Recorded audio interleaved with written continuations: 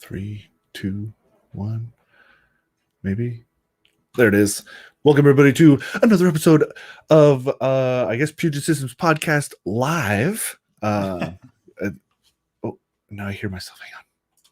Let me try that again. I forgot to mute YouTube. Welcome everybody to another episode of our Puget Systems Podcast Live.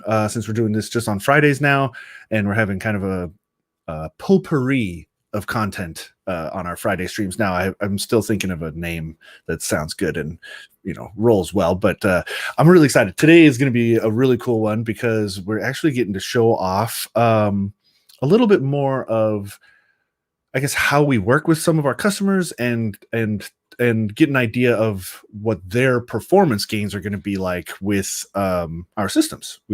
Since Matt is up to his elbows in this sort of thing, I'll let you kind of get a little better description of what it is we're doing today and why we're doing it. Sure. Yeah. Okay. So I guess there's a little bit of background for anyone just starting to watch. I guess background of Puget, just in case you don't know who we are, which probably everyone does, but just in case, we do a lot of high-end workstations for a lot of content creators. Actually, is a big area. HPC, scientific, the stuff that's going to take over the world, that stuff too.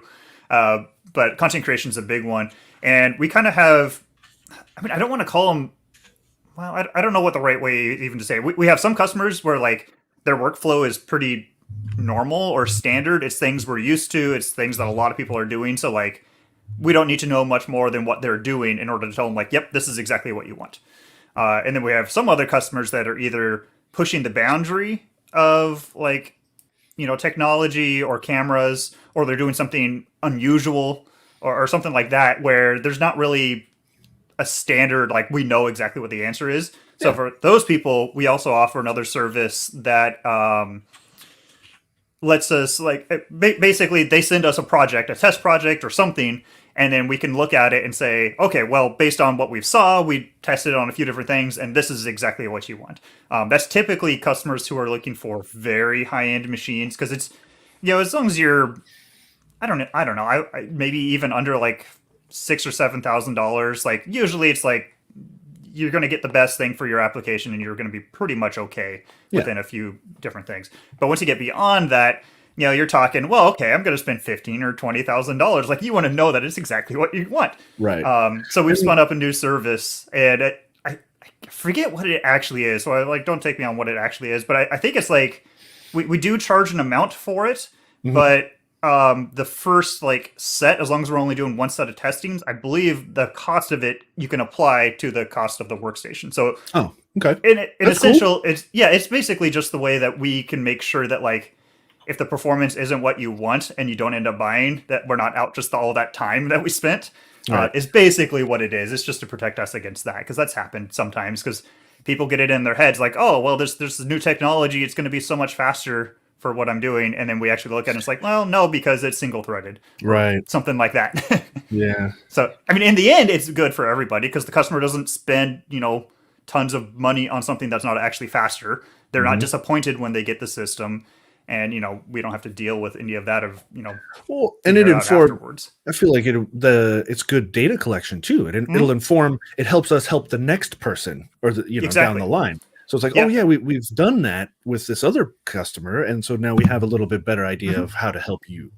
So and going forward, we want to try to change or turn a lot of these ones in, because right now we just basically keep this information internal, because it's usually very, very, very specific. Right. But long term, we do want to turn this into, I'm not sure if we're going to turn it into kind of like a knowledge base kind of a thing, or a whole bunch of case studies that have just good SEO for people to search for on Google and be able to find, what they want. But eventually, this is great information that doesn't exist anywhere else. And we're all about sharing information. So we'll see. We haven't figured that out. This is something we've done for a long time, but not in a formalized sense. And now we're starting to formalize it up a little bit.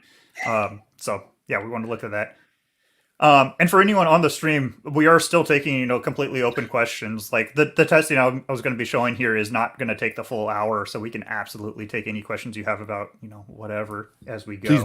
Please do. Yeah. Because otherwise I'm just sitting here talking to myself in Houston. Because again, questions that you ask are going to help you, and they're going to help other people as well. Because we put this stuff up later. There's the VOD and the audio podcast as well. So it's helpful for everyone. Absolutely. Okay. Well, and once we start getting some questions, do you want to just hop in? Or yeah. So what is it exactly we're doing here today, Matt? Yeah, sure. So do you want to go ahead and bring up the screen? Sure. So one thing, this is a little bit weird. I'm at home. I'm remoting into this system, which is at our office. So it should be really good quality for all of you. For me, there's like a little bit of mouse lag and stuff, but hopefully it'll work out. We've never done this before. A lot of firsts here. It's super cool because so Matt is remoted into this machine. The machine's at the office. This machine is also a part of the stream and screen sharing. So we're doing science stuff here. This is pushing the boundaries of technology. Exactly. So, okay. So what this clip is, so basically we're doing some work with Corridor Digital. And if you guys aren't familiar with Corridor Digital, if you're at all in like VFX or film, look them up on YouTube. They're amazing. I love their secondary channels too. What is it? Corridor Crew and Node. They do some really, really cool stuff. They go into the deep of how they do VFX. But they have like a professional side, or not professional, like they take projects from clients as well, and I believe this is part of it. But basically, they are switching some of their workflow over to DaVinci Resolve, and they want a system that will let them not have to deal with proxies or lower resolution or anything like that. They just want to like throw their media in and hit go and edit, which is kind of the dream of all editors. It doesn't always work out, but that's the dream. And so they have a whole bunch of stuff in here. I'm 99% sure this is not a completed project. They gave us a work in progress, which is great, actually, because that's where all the hairiness happens, is when it's a work in progress. Right. And in here, they've got some red clips, which are just under 5K, or whatever you would call that, 4800 by 2700. They've got some Blackmagic RAW, that's 6K. Some other red stuff that's a little bit higher here at, what is that, 5760 by 3240. So they've got a big mix in here. There's some missing media because, like, again, they took a project that was in process and only sent us the stuff that was necessary. And this is all going into a work in progress timeline here. And so, yeah, so their question is, okay, they've got 6K Blackmagic RAW, they've got 5K red. They're applying things like noise reduction and some effects and all this other stuff. And what do they need in terms of hardware so that they don't have to deal with optimized media or have to turn off things while they're editing? And I will say we have done this already once for them, so this is kind of a repeat. So I know what's going to happen, but I'll try to talk through exactly what we would be doing normally. So this system is a really good system. Oh, yeah. We've got Threadripper 3970X 32 core. It's pretty much the best you can get for DaVinci Resolve right now. There are the Threadripper Pro processors that we actually just published articles today, actually. Yep. We can't sell them yet, though, so, I can't do it.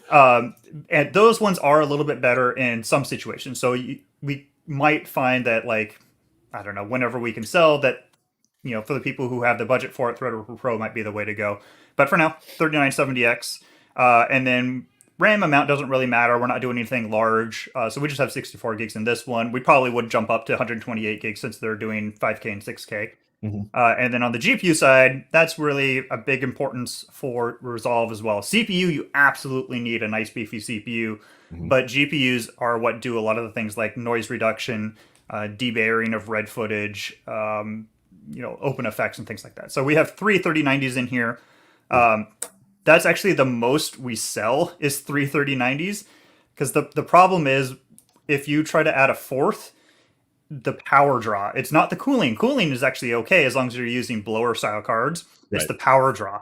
I believe when we tested it, it was three 3090s pulled about 1500 watts or something like that from the wall, which is graphics cards.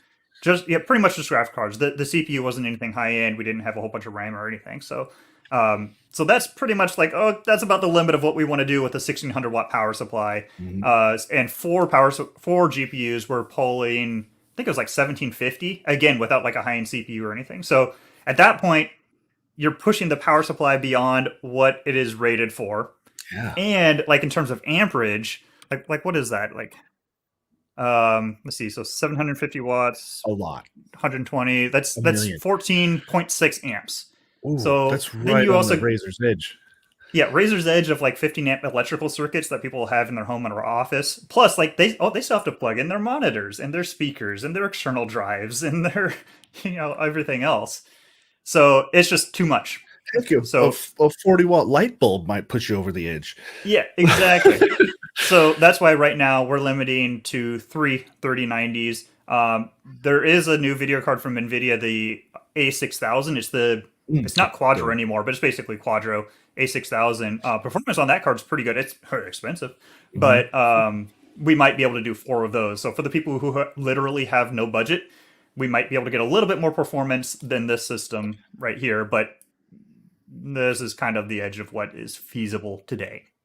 So all that said, normally how I would go through this is, first of all, I want to double check all of the settings here. So we're using CUDA. We've got 3 GPUs selected. We're using the GPU for red debayering. So with raw footage like this, you have to first turn it from raw sensor data into a usable image. That's the debayering process. With red footage, there's also a decompression process, which I'm actually not 100% sure what it is, but you can either do that on the CPU or on the GPU. And sometimes it's better one way, sometimes it's better the other. It just depends on like your resolution of your media, the compression level, a whole bunch of factors. So we're going to start it off with the default of debayer. And then let's see what else. Then the only other thing to really double check is we also have to make sure that it's actually decoding it at full res premium quality. They wanted full res everything. So great, we'll start there. Okay. So first thing we're going to do, honestly, we'll just hit play. So this is a 4K timeline. It's got 5K red and 6K Blackmagic Raw in here. And let's just see what happens. So it's choppy. A little bit.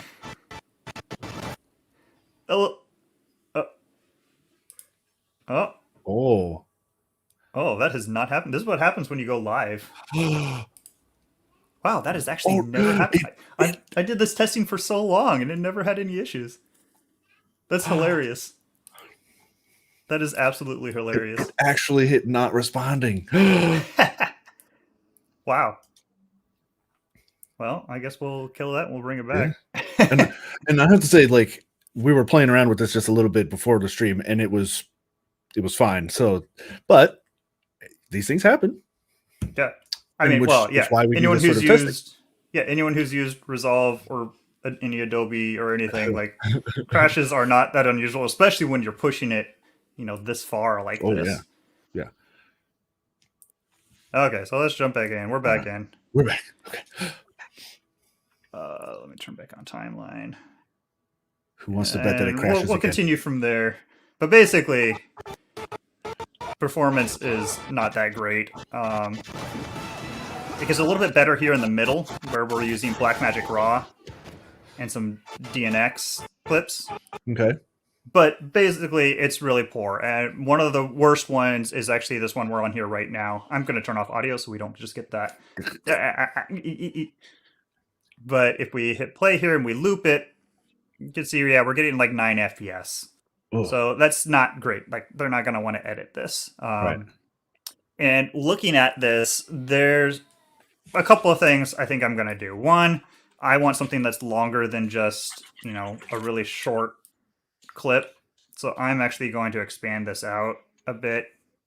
Because when you have a really short clip that's on loop, it can just be kind of misleading in the FPS results. So we want a nice long clip. I'm going to cut in real quick. We have an interesting question from D. Bailey on Twitch. When you test normally, are you usually just using the program with nothing else open? Maybe that played a factor in the crash just now. Oh, that's true. Yeah. I mean, normally we don't do much, like Task Manager I have up here. But normally we're not streaming at the same time because the KVMs that we use, that I'm using to remote in right now, they're actually hardware-based KVMs. They're from a company called Raritan.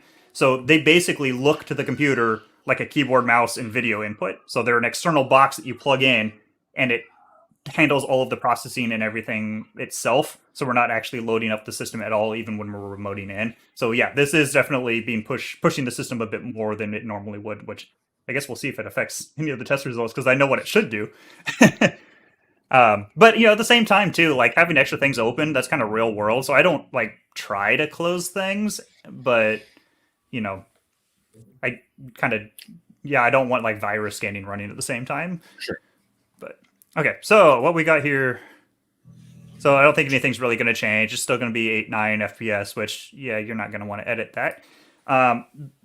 The thing with these, and because I was actually interested the first time I brought this on, where like, why is this first clip, so much better? Like, it's still not great, but it's like 14 FPS. And what it is this second clip, they've got one node here, and it has some noise reduction. There we go. It has noise reduction on it. So that's a big thing. But even if we disable that node and play it, like, it still doesn't get up where we would expect. Like red footage, it should be able to do this, 5K red, no problem. And there's a couple of things. We're expecting 30-ish FPS here? 23.976 is the FPS of the radio. But yeah, we should be able to get full. So there's a couple of things going on here. One, you see the green icon down here? That means it's a grouped clip. So there's actually a group of nodes as well on all of these ones. And groups are great because you can apply it to a whole bunch of things at once. And there's a couple of things in here. Like, there's a lot of things in here. Most of this stuff, like, it's just curves and that kind of thing. Like, it's nothing really all that great or all that difficult. But then there's two down here. These FX, it shows that it's an open FX. And what it turns out is this glow, or what they have labeled glow, which is actually an aperture diffraction. That is really killing stuff. So if we turn that off, and the noise reduction probably need to turn both off. Oh, did the node? There it is. Where'd it go? So if we turn both of those off, performance is right where we want. But still, like, that's not good. We don't want to have to do that. Right. So the first thing I want to kind of take a look at, which I'm going to save just so we can't, is there was that setting. Oh, where is it? Take a guess here. I always mix up because there's project level settings and there are application level settings. Okay. And it's not here actually. This should be red full res premium anyway. This like always resets to default, so I never am sure if it's actually saved it or not. It's in application settings.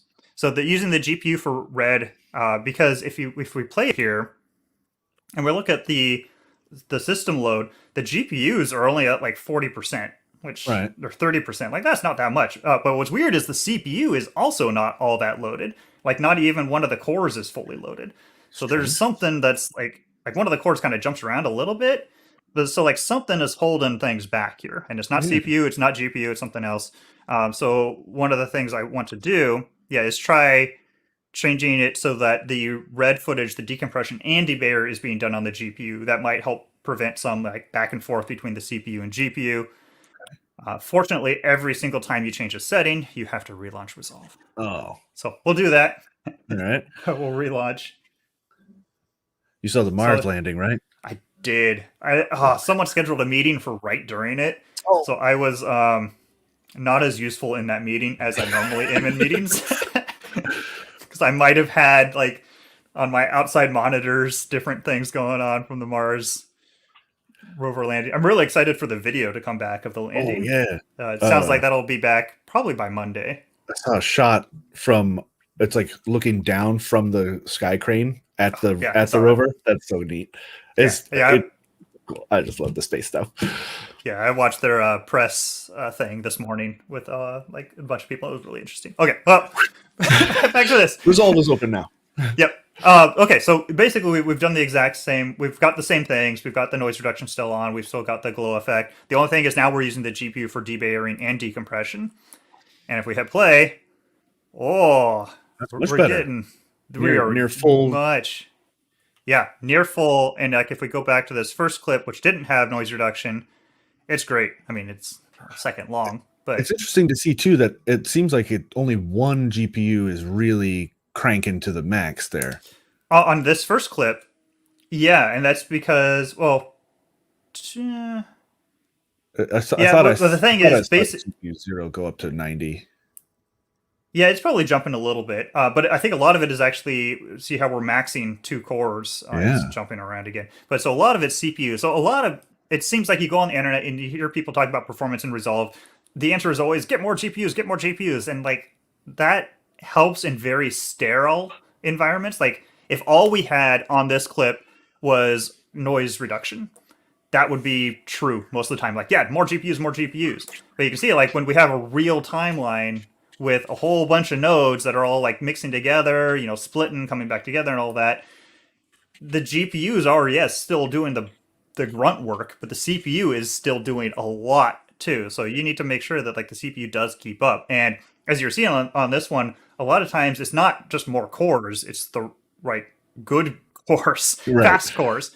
And before the Threadripper third gen, we might actually want to take a look at Ryzen as well, because Ryzen was a lot faster for like single threaded or like on per core Mhm. performance. But now Threadripper is it's a little bit behind. I want to say it's like 10 or 15% behind Ryzen in terms of per core performance, but that's not bad, especially considering like in the case of like Resolve, you get more PCIe lanes, you get more RAM capacity, and all that, and that offsets, I think, in a lot of cases, the per core performance slight loss you lose versus Ryzen. Okay. Okay, so in here we're pretty close. Again, we were at like 21. We are still using so that's 3 RTX 3090s with Threadripper, and we're still only hitting 21 FPS. And going into here even a bit more. So if we disable that glow node now, so I just disabled the glow, we're fine. Perfect. We're fine if we disable the glow node. If we turn that back on and we turn off the noise reduction, we are again fine. Okay. So we can go either have that glow node or have noise reduction, and we can do it. Now, unfortunately, it looks like we can't do both, which kind of sucks because like it's always really disappointing when you find out that okay, we've thrown as much hardware at it as we can. We've figured out the optimal like application settings, which in this case really is that. I did play around with some other settings and like nothing else changed anything, so I'm not going to waste time on that. But it is, yeah, it's always kind of disappointing. Like it's possible if we did throw in a fourth 3090, it might be able to make it. At the same time, Threadripper Pro with 33090s might also be just enough to push it right up to that edge. It's always nice to have extra on top of that. So it would be like, ooh, it's close, but we could do it. Now the good news is, in this case, this glow node, like I don't know if you'll be able to really tell from on a stream, but even if I make it bigger, like if I turn it on and off, there is almost nothing going on with it. Yeah. They did also tell me that this kind of a shot with like headlights and stuff should show more with the glow node, but like you might not be able to see it on stream. I can barely see it, but like there is a little bit going on. So they told me that node in particular is a very like subtle finishing kind of a node. So right now they are 100% used to actually, I think maybe even disabling like this entire group whenever they're doing their edits, and then they just apply it at the end because it's things just to get the look that they want. So they don't need it for the editing. So at least now all they have to do is turn off this glow node for their whole edit process, and it's going to be fine. They can go ahead and apply noise reduction on these clips, and again, we can go just fine. Oh, what? Did I not turn off the glow? Let's see back in here. Oh, I didn't turn off the glow. So that's at least a lot better. It lets them have noise reduction enabled while they're editing, which is huge because with it on or off, this has some.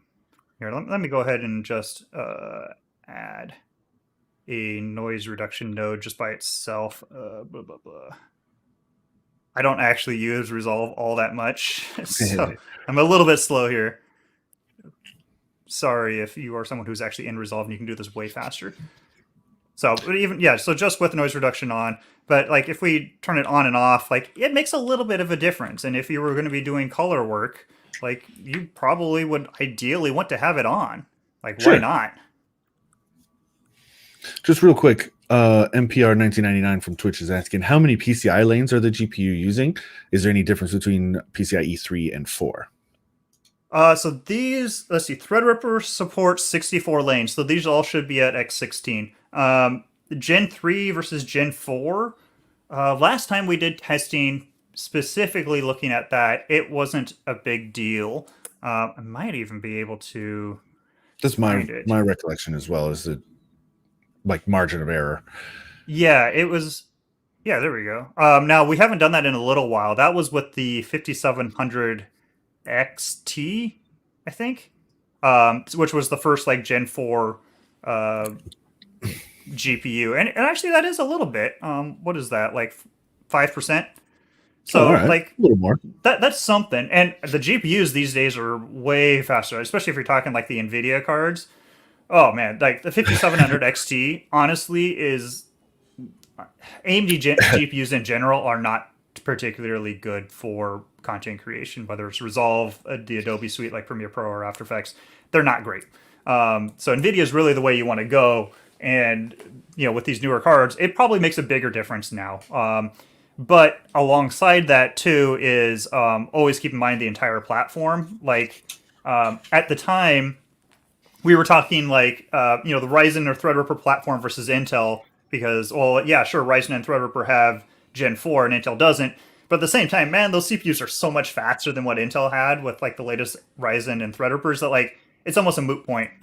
The Gen 4 is the cherry on top. Yeah, okay, great, that gives you that extra 5% or whatever, but the CPU itself is going to get you 15%. So it's yeah. Gen 4 is not the concern. it's the added benefit. But yeah, it can make a difference.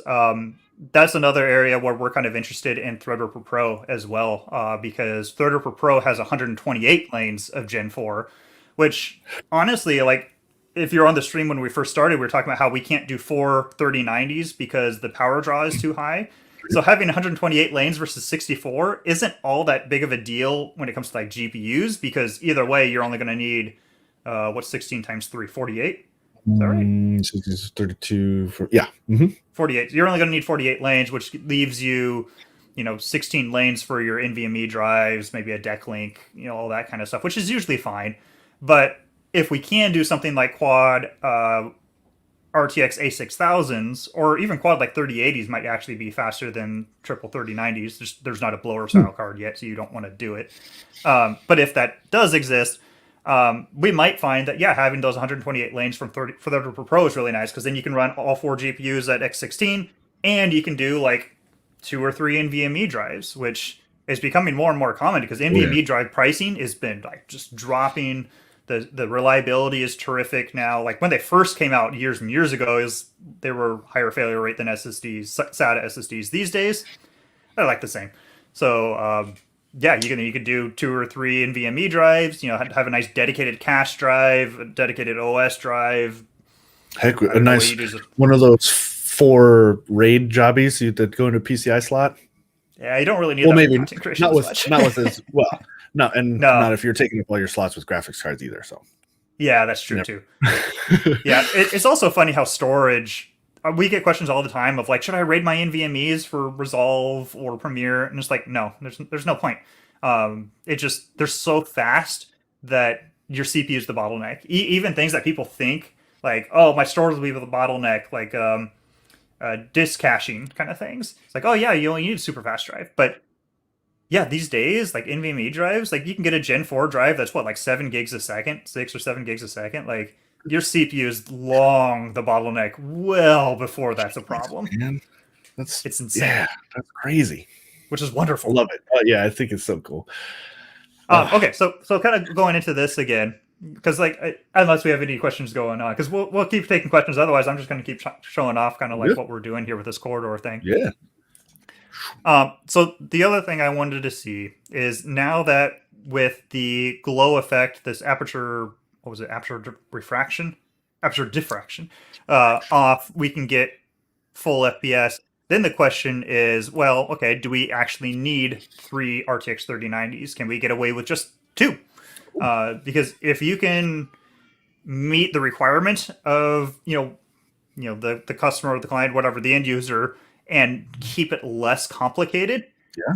that's always good. Like and triple save $1,500. Like, yeah. I mean, a lot of the times when you're getting up to this level, the Yeah. money isn't actually much of a factor because like it's going to pay for itself so fast. Like how much money are you paying the editor, the person actually working on this, like every day or every month? And like, okay, if they can be a little bit more productive and it lets you take one more job a year from a client, or it gets one client that's even happier and they give you one more referral, like that pays for it entirely. That's just like one.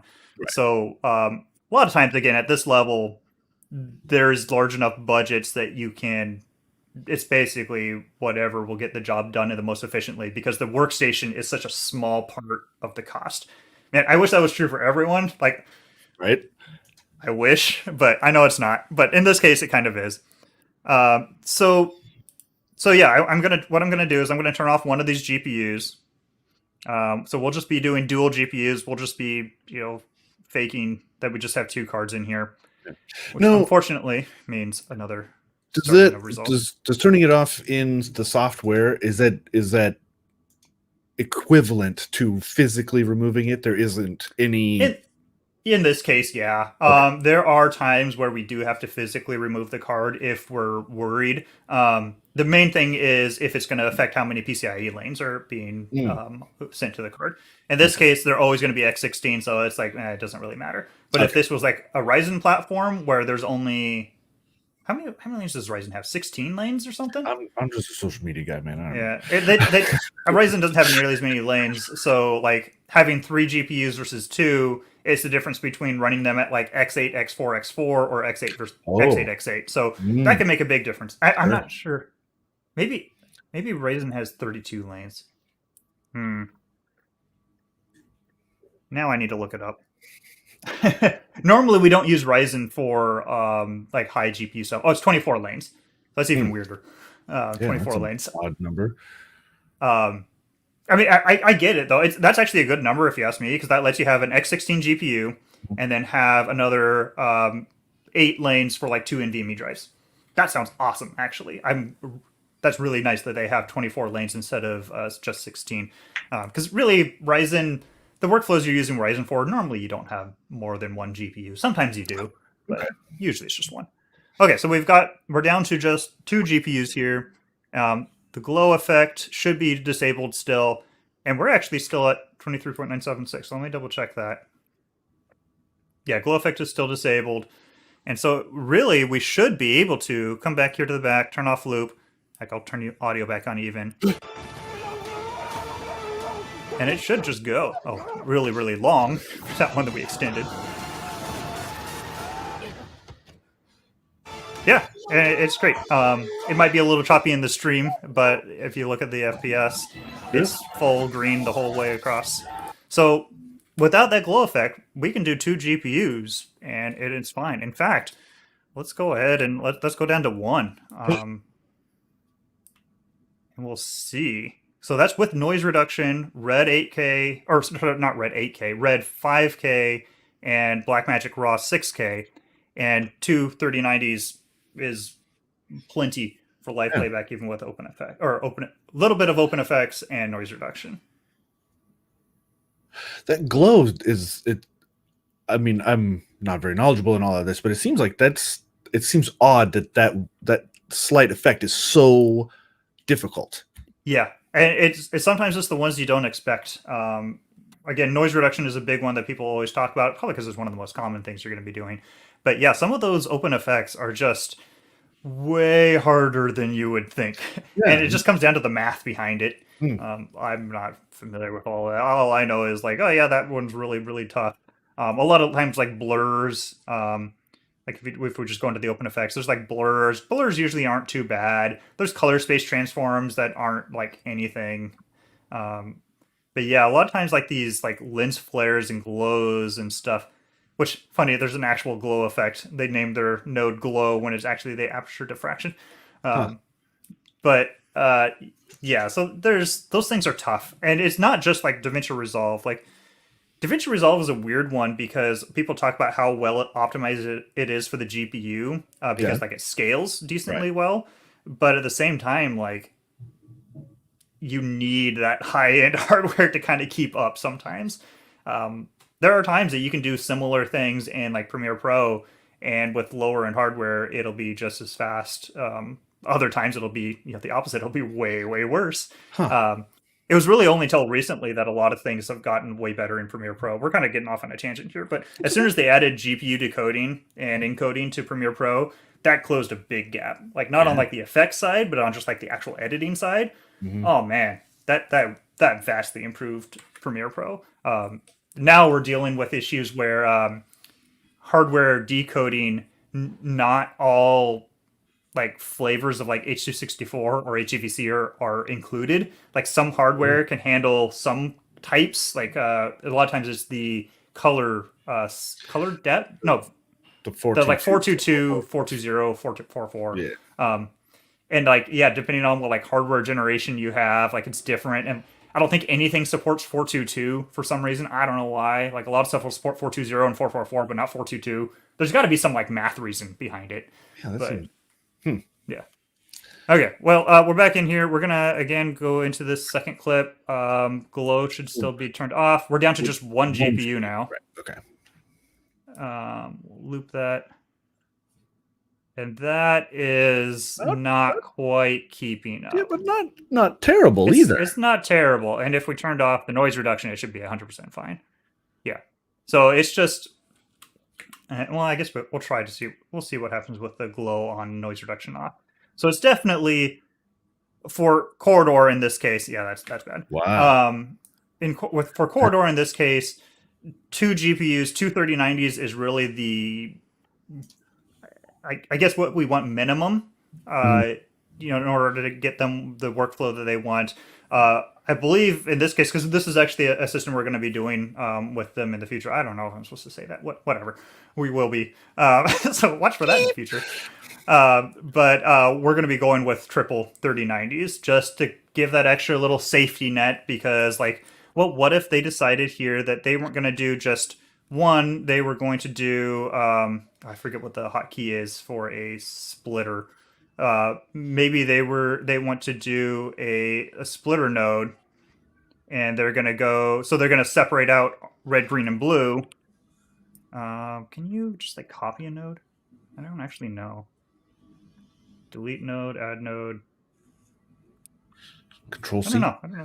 Yeah, I'm trying that, but I'll just do this in a terrible way, and someone will make fun of me for doing it this way. We have a question from YouTube real quick. Yeah. Are there any basic color grading tools that have significant slowdowns? From Tyler Stallman on YouTube. Like usually for like just basic color grading, like a lot of, you're just doing curves, you're doing the color wheels and all that kind of stuff. No, usually it's not a big deal. Oftentimes performance just it'll be fine. The decoding is what's going to be worse. Like decoding the codec itself is going to be a bigger deal than anything else. So I wouldn't really worry about it if you're doing like color wheels and all that kind of stuff. Sometimes there is going to be like, if you have a whole bunch of power windows or something, or you're doing like a whole bunch of tracking and stuff, maybe it can make a little bit of a difference. But I usually tell people to not worry too much about like GPU performance or performance in general until you get up to like OpenFX, noise reduction, those kind of things. As long as you can like handle the actual raw clip itself, you'll be okay with basic grading. Just like that's true in like Premiere Pro too. Like if you're using Lumetri Color, it's not a big deal. Like, yeah, it does take some GPU power, but usually, unless you've got a really underpowered GPU, it's not going to make a big difference.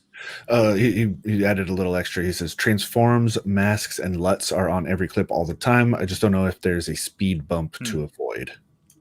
No, I think most of the time those kind of things aren't going to make a big difference. One thing I will say is I do really like how this is starting to get into workflow, which is not my expertise, so take this with a grain of salt. But I do really like how like Corridor did these grouped things. Like that is really cool to me, that you can like group all these things together. They also have because then you can like add them into a group. You can remove them from groups. I don't remember where it is. It's in here somewhere. But you can add them into groups and remove them from groups and stuff, which is really cool. So that's another nice way. That's especially nice because then if you have something like this glow, that you know is going to affect it, but you do want it at the end, like you can do it and you can see how it looks, and then you can just disable it in the one group, and just one less thing. You only have to remember one place to turn it back on, not everywhere. So then, what I wanted to see, and we'll take questions as we go. I kind of wanted to see if they did want to split up. Well, we don't want this one. If they did want to split up the noise reduction between the red, green, and blue channels, kind of like what would we be looking at? And it's actually not too bad. yeah, I'm 17 is surprised. okay. Well, yeah, I'm actually surprised it's that bad. Yeah, we actually have it on. Huh. I wonder, I might like change these settings a little bit just in case there's like some sort of like reusing. No, well, that's actually not bad. So Yeah. I was just kind of, oh, wait, is this off? Oh, well, no, it's still about the same. Oh, yeah, it's actually doing stuff. Well, I wanted to see like if we could do a triple noise reduction like this with the two RTX 3090s, or if we're only to, if they wanted to do something like that, if they would have to go up to triple. So I'm gonna kind of run that and stuff while we. If there's any other questions we got. Yeah, from YouTube. I'm gonna say Basam MQ. Does Adobe support 2+ graphics cards? Technically, yes. Functionally, like whether it's worth it, usually no. That I kind of want to redo that stuff, because now that they've added the GPU decoding, it might be that if you're doing something like you're editing, H264, you've got Lumetri color on there, you've got, a bunch of other GPU based effects, it might be worth it. The last time we tested, you had to go pretty low end. Like I think at the time it was like GTX 1060 and below, you could see a benefit with dual cards, which today would be equivalent. Yeah, actually, even with the upgrade, I'd probably say even today, like 3060 or below, which there's not really a below, you might be able to see benefit multiple. But what we found was basically you just get the one model higher, and it's cheaper than having two cards. It's less complicated, less things to go wrong, and it's as fast or faster. So in general, for Premiere Pro, it's better to get one card than it is to have two. It usually doesn't hurt to have multiple cards as long as they're like the same. Right. In the past, we've had some people who wanted to mix like Quadro and GeForce. At the time, it was because GeForce cards didn't support like 10-bit out for 10-bit displays, so they put in a Quadro card to do that and use the GeForce card for processing. Luckily, now that GeForce supports 10-bit displays, we like never hear that anymore. But that was a big problem because I don't think it was Premiere Pro as much, but like Windows would get confused on like automatic driver updates from Windows Update. Like it'll update one and it'll break the other one. Or Photoshop, actually, I remember would get very confused and like just like freak out and not launch sometimes if you had mixed cards. So it's not good to mix. But for even two matching cards in Premiere Pro, I would say it's not worth it. Just get one, especially these days because like SLI is dead essentially. Yeah. So it's like, yeah, I don't think there's a point unless like you have one card today and you can get a second one for dirt cheap. Maybe, but I don't think it would be a good idea. All right, so we've got two 3090s now. Why is it saying? Oh, there we go. Sometimes it says a higher number than it actually is. Oh. Yeah. Okay. So even doing a triple noise reduction here is actually okay. That's pretty cool. I'm surprised a little bit. Double check that I actually have noise reduction on all of these, and yeah, they do. I mean, they're not doing a huge number of frames, so it might be. So right now, I'm kind of poking around. At this point, we've kind of answered their question of yes, you can do it. You'll have to turn off the glow effect, and 2 GPUs is plenty.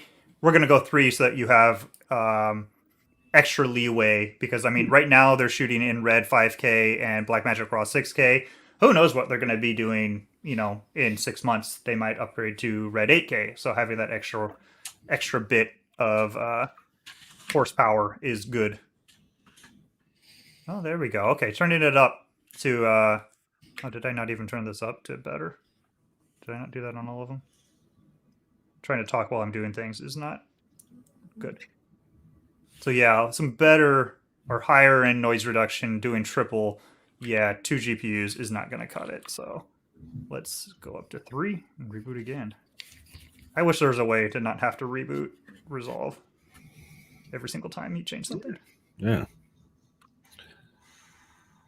We have a little bit of a off-topic question from Twitch. Do either of you play guitar? And I already said I don't. Nah, I don't. I was in band growing up. I haven't played in a while. I was brass, so I played euphonium in high school and like college. I was in the Husky marching band up here at UW, and then I also played trombone in a jazz band in high school. Man, jazz band was so good, so fun. Oh, I wasn't all that great, so I never like kept up with it. But it was a blast.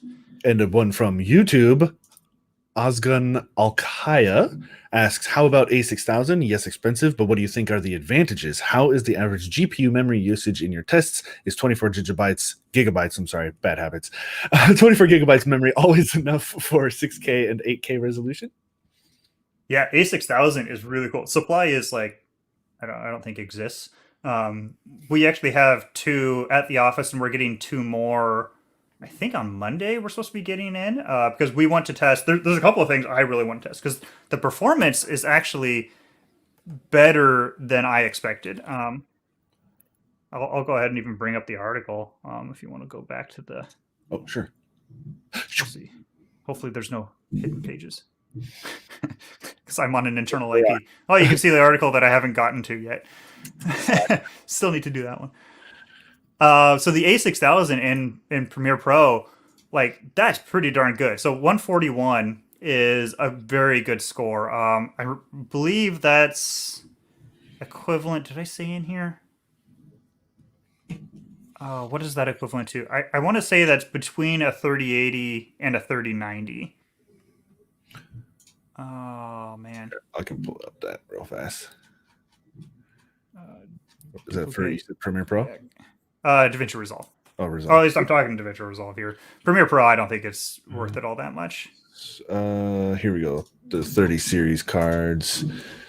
So you can find it like you have an extended overall score on the 3090 of 1560.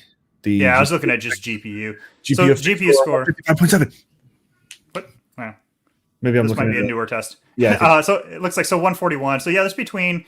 That's only a little bit between an RTX 3090, which is really good. Normally, like the workstation level cards, so they do a couple of things very intentionally. One is they are lower clocked, so they aren't being pushed as hard, and that's because, not quad. I don't know what we call it now. Now that it's not quadro. A series now. The A series, the workstation cards, they're intended to be run under heavy load for a very long time. GeForce cards aren't really like they're fine for load for longer than they're probably supposedly designed for, but they're not really intended for 24/7 load. Whereas like Quadro cards or whatever cards, they can be. They also come stock with like the blower style or coolers, which make them great for multi GPU and stuff. So performance wise, the A6000 only being a hair behind the RTX 3090 is terrific. It's also rated for 50 watts lower. It's 300 watt versus 350 on the RTX 3090. Which should mean we can do 4 cards. If we're limited to 3 cards with 3090 because of power draw, if we can do 4 A6000s, that could end up being amazing for performance in some workflows. DaVinci Resolve, it might not actually be, because every time you add a card, the performance gain, it kind of starts to flatline. Okay. And in the past, we never saw a big benefit to going with 4 cards over 3, even in like highly like we're only going to do a whole bunch of noise reduction effects, highly, I don't know, sterile or unrealistic workflows, I guess. Yeah. So we'll have to see if we do see a benefit with that. The 48 gigs of VRAM isn't all that important for DaVinci Resolve. I mean, it can be. Let me double check. I can never remember numbers, so I just have to go look at what I've said in like articles and stuff. So we say that doing 6K and 8K, you just want more than 20 gigs of VRAM. So 24 gigs on the 3090 should be okay. Now that's for like most people. I would say maybe 90% of people doing that kind of thing. If you are adding a bunch of open effects, noise reduction, and all that kind of jazz, yeah, that can shoot it up. So there will be some workflows like Red 8K workflows where the 48 gigs of VRAM, you don't actually need 48, but you might want like 26 gigs. And well, the only way to get that is to have 48 gigs of VRAM. So there will definitely be some workflows that the VRAM is useful for. I think overall it's a terrific card, honestly. Like the price is high, absolutely. Like what's the cost? 40, basically $4,500, and that is high. But the one thing that's interesting is it's about $1,000 less than the Quadro RTX 8000, which that card is basically the identical to the RTX 6000, only it has 48 gigs of RAM. Right. So now we get way higher performance than the RTX 6000 and 48 gigs of RAM for only $650 more than the RTX 6000 was. So like, if the A6000 is only just a hair behind the 3090, and there is the, I suppose, implication that there would be an A8000 if they continue with their model names, would it be safe or fair to assume that that would be better than a 3090? So the good thing is I have actually no NDA information knowledge about Quadro, so I don't even have to like try to like even worry about NDA info. So my guess though is there will not be an A8000 because the only thing the RTX 8000 was it was a higher VRAM version of the RTX 6000. Performance wise, it was identical. So now that they have a 48 gig card, I doubt they're going to come out with a 96 gig, version like that. That just starts to get like it comes back to the whole like, oh, you'll never need more than 500 kilobytes of RAM or whatever the saying was back in the day. But I don't see it being needed anytime soon. So I doubt there'll be an A8000. I could be wrong. Maybe they will. I don't know. Like that'd be nuts. You're going to see 128 gigs of VRAM on the. Yeah, but I don't know. That's the kind of card that. On the other hand, the one thing that they are promoting more with the Quadro cards or the now A series cards, I think it might even be listed on here. If you go to the main product page for it, one of the things they talk about is vGPU, so virtual GPUs. That's something you used to only do, I think, with grid cards or Tesla or something. But it's basically you can have a server, let people remote in, and you can say like, oh, you get this chunk of the video card, you get that chunk of the video card. You can't do that with GeForce. You can't do that with anything else. And so that is one thing that they are promoting now with this card. And in that implication, having a card with higher VRAM could actually be useful because you can section it up more. Like instead of everyone like, oh, you only get 2 gigs of VRAM because we're going to have, 24 users. You can now say, oh yeah, you actually get 4 gigs of VRAM now because now we've got double the VRAM. And that could be huge. And especially with all this like remote production stuff going on, people working from home and doing things remotely. I don't know. That could be kind of, I don't know. I think that's up to whether NVIDIA thinks that there's a market for that or not. Right. I don't know. So someone said something about 64 gigs of VRAM. That I highly doubt. There's a lot of stuff that goes into how much VRAM they use on things. It has to do with like how many, oh man, I'm not super into this stuff, but like how many kind of channels almost are being used. Sort of engineering reason for it, I'm sure. Yeah. It's one of the reasons why the recently announced or launched, I'm not sure which, the RTX 3060 has actually 12 gigs of VRAM, which is weird because like even up to the RTX 3080, it's only 10 gigs. And it has something to do with the, again, I don't know if that's the right terminology, but memory channels or memory lanes or something where like they would either do like, I don't know, but basically, yeah, 12 gigs makes sense for that card because of the architecture. And that's why you almost always will see multiples. Like you'll go from, like on the Quadro stuff, it goes like 8, 16, 24, 48. And then my bet is they won't have anything in between that and double.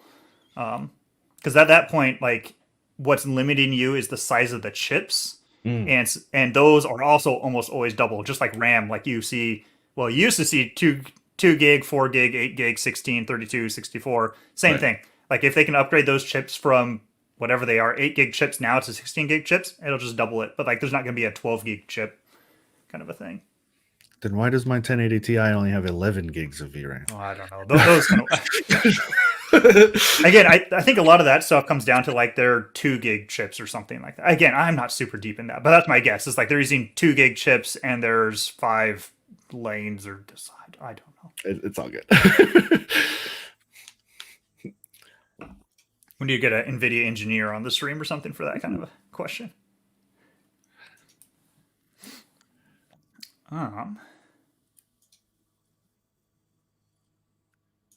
Could be quiet.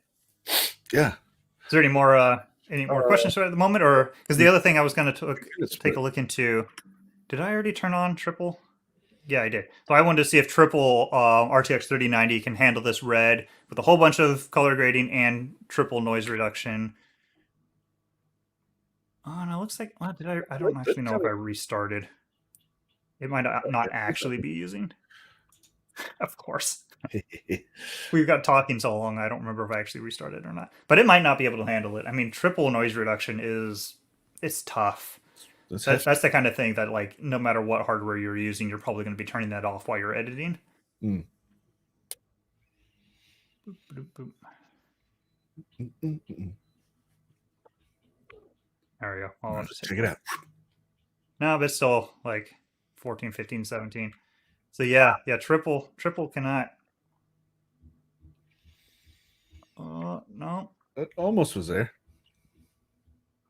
Wait a minute. Do I have glow on? Probably. Nope. Uh-oh. Weird. Interesting. Oh, it's because I switched it to the reason why it's different now than it was before was because I turned it up to better for the motion type, and I turned it up to 3 frames. Oh, okay. So yeah, so now we're matching what we were doing before. So it can do it as long as your noise reduction settings aren't too crazy or aren't very high. Like, again, Corridor, they were just using single frame faster, and that's what gets them the noise reduction they need. So as long as we're using those same settings, yeah, we can do triple noise reduction. But which is good to know. That basically tells us that they've got plenty of wiggle room if we get them a triple RTX 3090. They've got plenty of wiggle room for future things. Hakon Broderlund on YouTube was asking, when you say triple noise reduction, are you talking about 3 nodes or 3 frames? Oh, sorry, 3 nodes. Splitting them into RGB, red, green, and blue, is what I was doing. I was also playing around with 3 frames and such, and that makes it way harder. That it couldn't do. I think it was even having problems with even just a single node at. I'm not sure if it was the 3 frames or the better. Yeah, it looks like the 3 frames does tank it a bit. 3 frames and better. Okay, so the better actually. Interesting. That's I'm not too deep in like how all the settings of noise reduction work, to be 100% honest. So I can't tell you why like better is not slower than faster. My guess would be, well, if you can do faster or better and it's the same, isn't better? Right. But yeah, doing the 3 frames is definitely pushing it. That's probably, that might be why they were only doing single frame. So they might be able to bump that up to 2 frames now, and improve that noise reduction just a little bit. So what is that? The 1, 2, 3 frame thing? What is that? Don't ask me. Okay. That's getting a little too into the details of how noise reduction works, to be honest. I know increasing the frame improves the accuracy because it looks at how many frames around it, I think. Oh man, someone please correct me if I'm wrong here, but I believe it's looking at how many frames around it for figuring out what is noise and what isn't noise. Oh, I see. That makes, it sounds right, I guess. Let's see. Oh, Hakon continues with, in my own testing, I find spatial NR noise reduction to be harder on the GPU than temporal noise reduction. Yeah, I think it is. I don't actually hear too many people using spatial anymore. I'm not sure why. But yeah, I'm pretty sure. It's like if we use this, like I know it's doing things differently, but it looks like that can do it okay. I mean, I would hope they could do some of this stuff because we're using triple 3090s here. But it looks like we can go pretty high and it's okay. Nice. I don't know if that makes any difference. But yeah, we can do spatial pretty darn, easily. It's the temporal where as soon as we turned it up to what was it 3, Yeah. that was, which makes in some ways it makes temporal a better use for us as far as like benchmarking goes. Like I'm switching gears here from like testing what projects people are actually doing versus like kind of our benchmarking suite, because it just means that there's more load being put on the GPU. But yeah, spatial, I'm sure still gets used. Like, I mean, you're mentioning it, you're using it. It's just, yeah, it's a little bit interesting that we don't hear about it as much. Temporal comes up more when people are asking about performance and improving performance than spatial does. Huh. Right on. Interesting. Yeah. Is there anything else you'd like to show us? No, I think that's pretty much what we're gonna do. Yeah, it's very interesting, and definitely let us know if you think that this was useful to like go through a project like this. In the future, it might be kind of cool to actually go ahead and bring on the end user even and talk through what they're doing, what matters, and all that. So if this is interesting, absolutely let us know if you prefer this or just keeping it more Q&A style. Which, I mean, we got to as many questions as came up, but I'm sure you get less questions when there's less questions being asked. So Sure. Just one last comment, I suppose, before we go. Chedwin J. Evans on Twitch says Quadro GV100 is 32 gigabytes of HBM2. Could HBM instead of GDDR solve the channel chip size restrictions for 64 gigabytes? Oh man, that's ask NVIDIA. I have that's well beyond my knowledge of like most of our hardware is very, might be the wrong word, but practical. It's like, what is the real world usage of things, not kind of a lot of the why behind it. I know some stuff just because some of it goes hand in hand, but that kind of a question about HBM versus GDDR for memory lanes and stuff, like It's be a good question to post on like Reddit. Like I know there's some really nice, like really deep in the technology subreddits. That'd be an interesting one to see the answer to. Yeah, awesome. Well, that does put us a little bit over our hour. So I want to thank you, Matt, for taking time out of the day. This was really cool. I like, I don't often get to see some of the more practical applications of what we do, personally, and as the audience surrogate, I'm sure it's helpful for the audience as well. It's really cool to see how we affect the end, like the testing and stuff, the articles, at least from my own side of things. It's hard to translate that into a real world application. And so to see it like this is really, really cool. Yeah. Articles and stuff, they're about telling you what product should be faster for most people. But like as it's on this one, like us switching from using the GPU for just debayering to gbaying decompression, like you might not think that at first because like, oh, well, that's going to put way more load on the GPU, but the CPU is not loaded at all. So it shouldn't matter. But, oh, well, nope. It jumped us from 9 FPS to like 20. Yeah. So. Yeah, it's cool. Yeah, it's very applicable. Like it's good knowledge. So thank you very much for taking time out of your day. That was very cool. Thank you, and the audience as well. Thank you guys for hanging out and asking questions. We always appreciate it. It helps us to navigate what we should be doing, and also helps other folk with their questions as well. So thank you guys very much. We are now doing this only on Fridays, so but we also are having a bit more of a mix of content where we've added in support and our consulting team as well into the mix, and look forward to actually a bigger variety of clients and experts coming in as well. So that'll be cool. You just now you can just hang out on Fridays at 1 p.m. And yeah, I think that's it and that's all. So we'll see you guys next time. See ya. Thanks. Bye.